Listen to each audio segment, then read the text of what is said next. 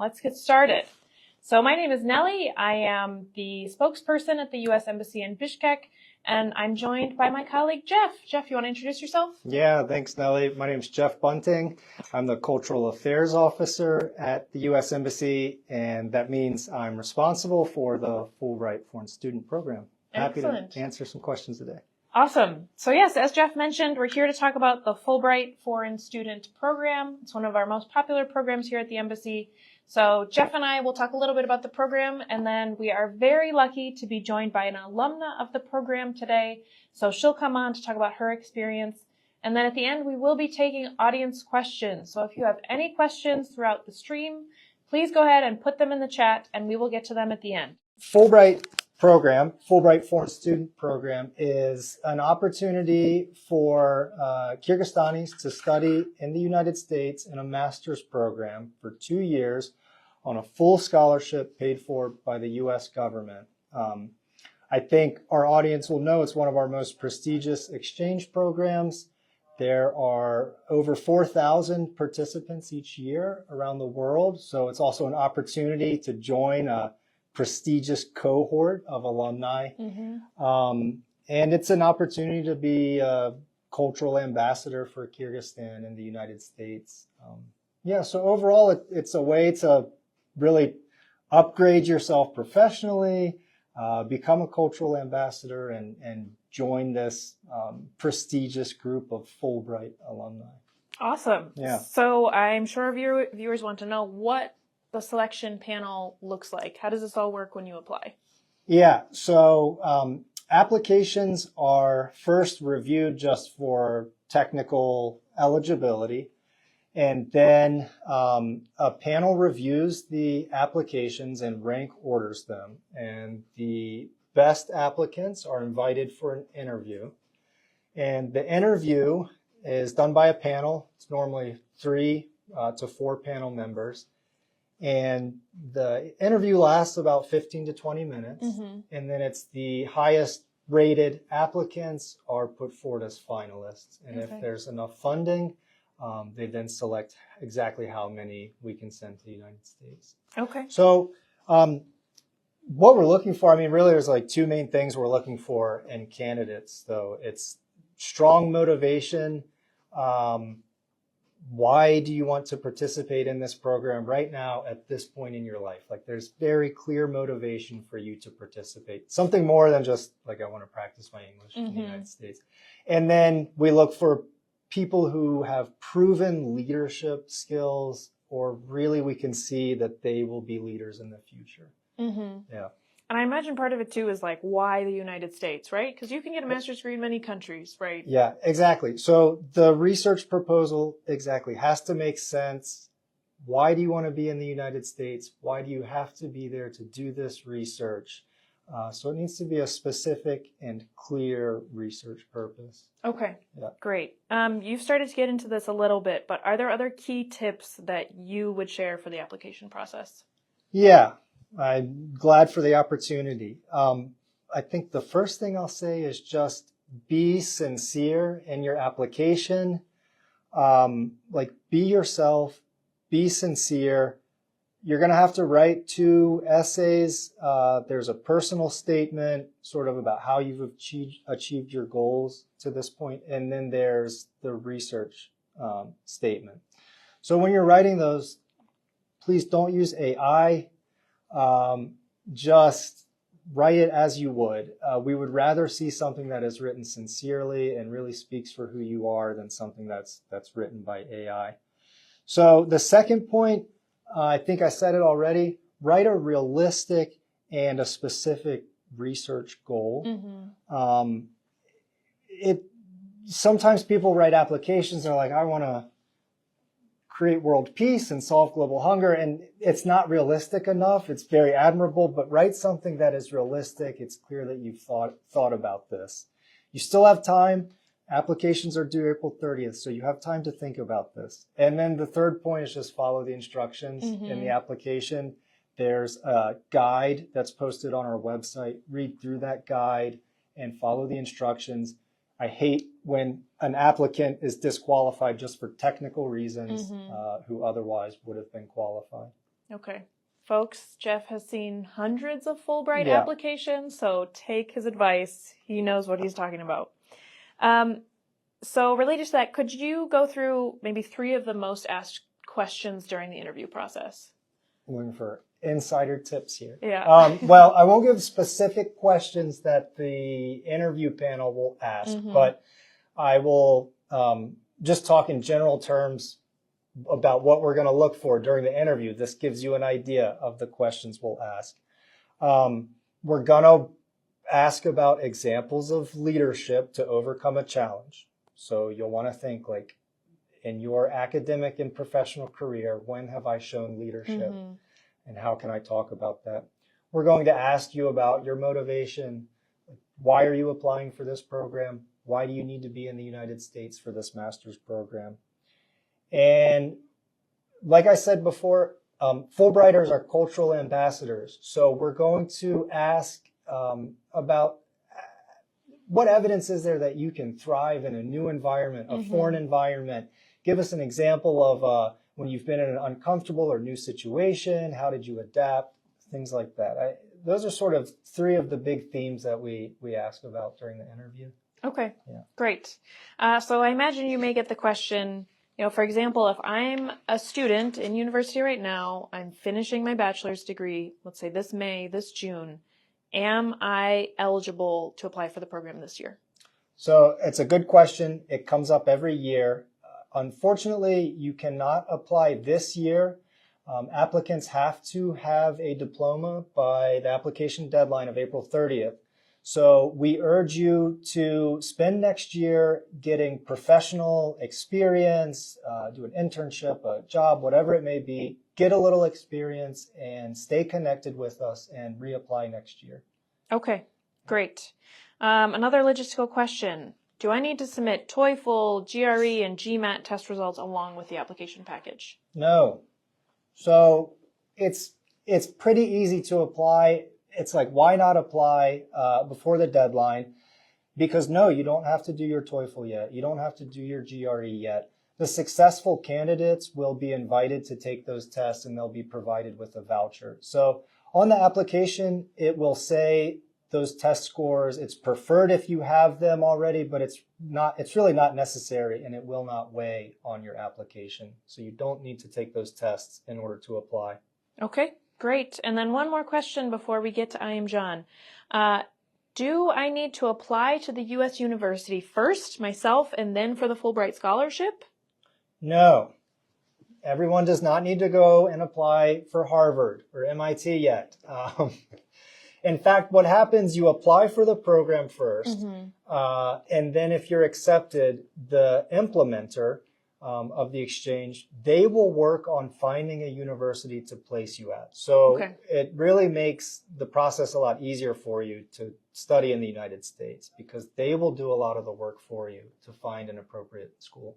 Okay. Should you have an idea of where you want to study or just don't even get into that? So the application will ask you to list, I think it's 3 or 4, I think this year it's 4 potential schools.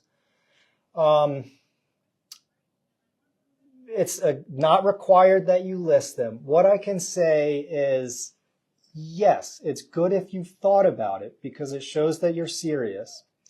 And I will say, when I've looked at applications that have a realistic school listed, and that's clearly connected to their research statement, and that all makes sense, that does help your application. It's true, but it's not guaranteed you'll go to that school. And that said, I joked earlier about Harvard and MIT. A lot of applicants will just put the best schools, but then you look at it as a panelist, you're like, well, that's not really realistic. It seems like they're just listing the top schools they've heard of. Right. Yeah. Okay, great. All right, that's enough from me. We're going to get Ayımjan in here to talk about her experience, but just a reminder, we will be answering audience questions at the end, so if you've got questions, put them in the chat, but I'll get Ayımjan in here. Thanks, Natalie.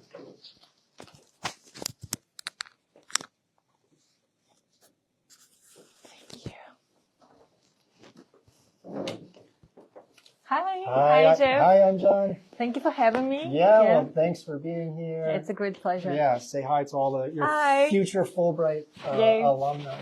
Hi, everyone. Well, it's good to see you again.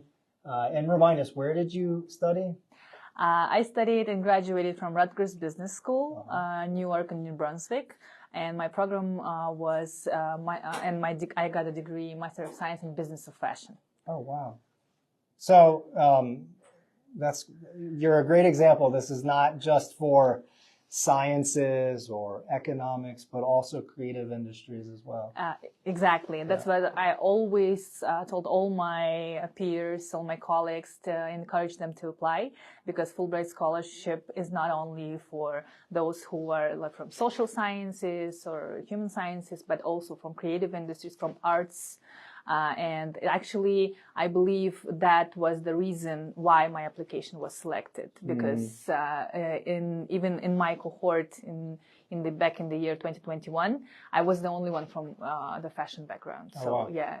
Okay. So you went in 2021, and when did you get back to Kyrgyzstan? 2 years ago, back in 2023, I believe. So I studied there for 1 year. It was a very rigorous, even though it was short, 32 credits, 1 year program at Rutgers Business School. It's called like an MBA with the concentration in fashion industry. And after that, I applied for my post-degree academic training, and I was very fortunate to actually work at my university and in my alma mater as a senior academic program coordinator. So yeah, I worked in academia, got my full experience of studying and working in the US, and was very fortunate to come back to my home. All right. So we have an opportunity for you to kind of relive and think about your time in the United States. Can you tell us one or two of your best memories from the academic perspective? Like, what do you remember best academically about Rutgers? But Rutgers, my experience was a bit different, because it was like a post-pandemic, post-COVID time, back in, like, if you remember that time, the crazy times. But even though some classes were held online, I was very fortunate to have some on-campus classes. I was very fortunate to be placed to Rutgers University, because it's located in New Jersey. I live in Jersey City, and I got this full experience living like 10 minutes away from Manhattan with a great view on Manhattan. So it was very, very interesting, like a practice-based attending New York Fashion Week, having my classmates from other universities like Parsons New School of Design, Fashion Institute of Technology, because my professors work there and teach their classes. So that was a great, I have to say, like a life-changing experience. You know, it's very like generic word, but it truly was. Oh, I'm so happy to hear that. Any regrets from your time in Fulbright, time in the U.S.? I regret only about one thing, that I didn't want to apply. I don't know why, for a driver license there, and I didn't get a chance to get like a road trip across the U.S. All right. You know, and maybe next year, or then we will with my family, because I got a very fortunate to bring my mom to attend my convention ceremony, my graduation ceremony, because she has a valid visa for the time, and my husband actually joined me later. But I regret only about not having a road trip across the U.S. Yes, a classic American road trip. Yeah, exactly. Yeah. Great. Well, let's talk about the application process. Okay. Putting yourself in the shoes of everybody watching. What do you think you did to make sure your application was selected? Additionally to all the advices that you actually already told, my advice will be about the recommendation and reference letter. Yeah, because it's very important. I believe you still need to submit 3 reference letters, and the logistics is a bit different. You don't need to submit it yourself, but you actually put your references emails, and then they will actually upload. And people always ask me, like, do you write your recommendation yourself or not? And as a teacher myself now, I actually encourage people not to write about themselves, but actually select the reference that could speak on your behalf, and highlight your best leadership skills, your actually connection to the industry, and your references two of your essays and your CV, your resume actually need to build this logic. That's exactly and right. Structure. The story. And one hint that I will share with all our U.S. Embassy followers, that one of your references is always good to have from academia.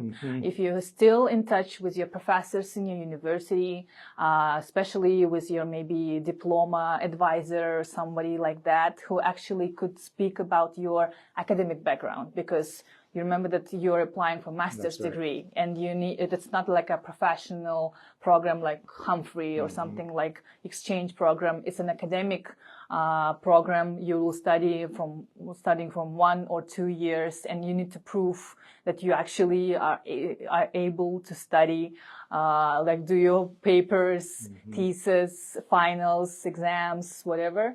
So, and it's always good to have references from academia. Yeah, and we do read the reference letters, and if all three read exactly the same because you wrote the same reference letter for all of them, it doesn't look very good. Yeah, when they can all speak uniquely about your strengths from a specific angle. Yeah, with specific examples from your life experience. So yeah. And of course, the people giving you a reference, you can give them bullet points, reminders of what you've done with them, but they should write it. Yeah. So, what tests did you take? When did you take them? Oh, wow. Test is a whole different experience, because as I mentioned before, it was during pandemic. Right. So, I actually, after I was selected after the interview process, I got the vouchers for GRE test and for TOEFL test. Okay. And I decided to pass the TOEFL test first. And first one was actually back here in Bishkek city, and my TOEFL score back in there was, the first one was 72 points. It was very low. I was very upset that I won't be selected for the universities, but I was very fortunate to be selected to the English Language Institute back in Springfield, Missouri State University. Okay. And I left early in March. Can you explain a little bit what that is? Yeah. If your TOEFL score, because people might be worried, I don't have good enough English. Don't worry about that, because Fulbright actually provides you with the opportunity to enhance your level of English. If your first TOEFL score is low, you will be able to participate for the extensive English courses, as I did actually. I left earlier, not in August, but in March, and I attended 3 months of intensive English courses. And it was very good. And I actually, my professors, I remember how they asked, how long have you been studying English? And it's like my whole life, since my first grade. Right. But only in the US, when I got this English speaking environment, I actually improved my English. And not only my speaking abilities, but my writing abilities.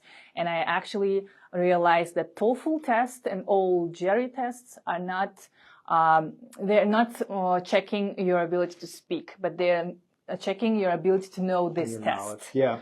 So the structure itself. Yeah. And again, so those were after the application. It was after the application. You need enough English to do the application and do the interview, but don't let your worries about that hold you back. So one final question for you before we turn to audience questions. And again, a reminder, if you have questions, you can write them in the chat. Is there anything else you want to say to our followers? Yeah, anything we forgot to ask about?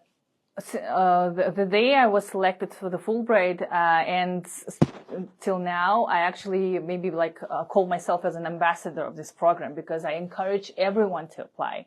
Because if you want to get the not only that be selected for the prestigious scholarship, but get the experience, enhance your knowledge, enhance your skills, you need to apply for that, because master's degree is getting American master's degree is a great opportunity for all mid-career professionals that actually maybe by this time stuck in their careers, but they want to improve, maybe switch their careers. So it's a great chance to get there, study, get a master's degree for free, absolutely free, get a stipend, you have a great networking.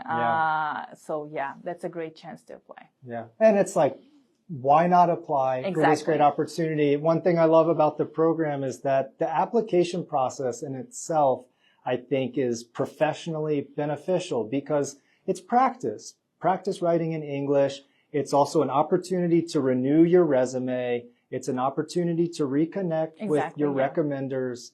And then if you go to the interview, it's just a professional conversation. It's an opportunity to practice an interview. And one thing why not apply? Yeah, I wanted to add, actually, I don't know how Fulbright selection committee works, but they actually select those people who doesn't want to live in the US, who actually wants to get all the experience, all the best practices from the US and come back to the country, serve back to the communities, and create mutual cultural exchange between our countries. That's right. Because and this home rule is mandatory, but all my cohort, all my classmates are very happy to come back and to share with their communities back and to serve back. Wow. So that's maybe one of the leadership skills that you need to have to be able to select it. So, absolutely. Well, we really appreciate how you truly are an ambassador for the program. Thank you. Thanks for being here. It's a great honor. Yeah. So now we'll turn to audience questions. Oh, great. Let's see what they are asking and see what we can answer. Okay, somebody asked, if I already have a master's degree, can I apply? And the answer is yes. It's only if your master's degree is from the United States. If you previously studied in the US and got a master's, you're not eligible, but everyone else is eligible to do another master's degree. Ayımjan, you want to read the next question? Do applicants need to be public figures or have prior public engagement experience to be eligible? No, they don't need to be, but we, as we mentioned before, leadership skills are something that you need to focus on. So Yeah, and I think just take the time to think about, when have I shown leadership at my university, professionally? Exactly. No, it doesn't have to be as a public figure. All right. The application asks for unofficial transcripts. If I have my final grades, can I submit those? Yes. The answer is yes. If you are selected, at that point, we will need the official transcripts. Okay, next question. How many people will be awarded from Kyrgyz Republic? Unfortunately, it's only 2. But you still have a great chance to be selected this year. Yeah, and that the number that's selected always depends on how much funding is available from year to year, and it can change. And so actually what the selection panel does, we just make a rank ordered list. So, we have our top 2, we have our top 5, so that if we find out more slots are available, we already know who we want to send. All right, statements of purpose versus study objective. Yes, the application, the way I see it, there are 2 main essays in it, and one is the statement of purpose, as the person asked, and the study objective. So the way I think of it, statement of purpose is kind of looking back at your academic and professional life up to this point. How have you achieved your goals? Yeah. And then the study objective is in the United States. Now, what do you want to go do? So in addition to your words, statement of purpose is considered as a motivational essay, and study objectives actually put your focus not only on the universities itself, but for the programs that you're interested in. So, and write about those programs, but not the university itself. So yeah, select the program, but not the university, and focus on that. And I think you were right earlier when you said, think of your application as telling a story of who you are. So the statement of purpose should be connected to your study objective. Exactly. Like if you are changing career fields and totally changing fields, there should somewhere be an explanation. Exactly. Yeah. So yeah. Yeah. What's the application timeline? Well, applications are due April 30th, and then the review, when do they come to post? August? For our review? The applications. No. I mean, the applicants will submit on the 30th of April, and then they'll be reviewed, technical review, and then 15th of May. Okay. But most important is that they're due on the 30th, and I should say they're due at lunchtime at 1 p.m. on the 30th. So don't wait. I think we have time for one or two more questions. I'm looking through the chat. Okay, we answered that.